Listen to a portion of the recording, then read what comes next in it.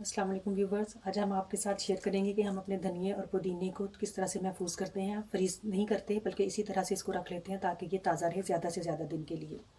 ये हमारे पास धनिया है। पहले हम इसको धो लेंगे और धोने के बाद अच्छी तरह से खुश्क करेंगे और फिर इसको महफूज करेंगे।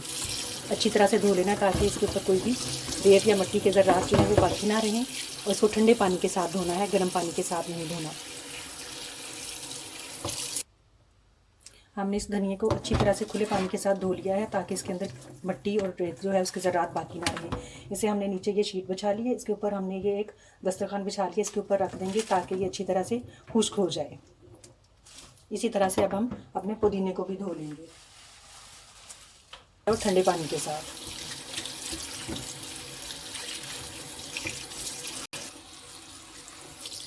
हमने इसको अच्छे खुले पानी के साथ धो लिया है अच्छी तरह से।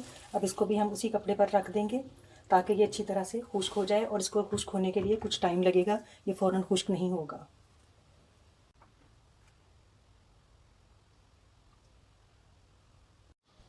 हमने पुदीने को धो लिया था और हमने इसे अच्छी तरह से खुश्क कर लिया है। इसको 5 घंटे तकरीबन लगे, 5 से 6 घंटे हमने इसको खुश्क किया। इसके ऊपर अब किसी किस्म की कोई नमी नहीं है।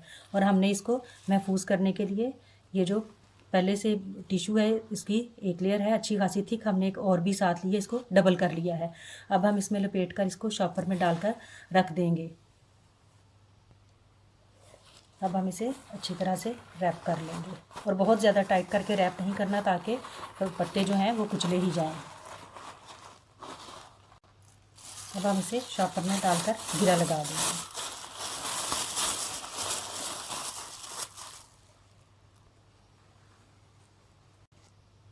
बिल्कुल इसी तरह से हमने धनिया को भी धो लिया और खुश्क कर लिया और टिश्यू की 2 तहों में इसको भी लपेट कर महफूज कर लेंगे।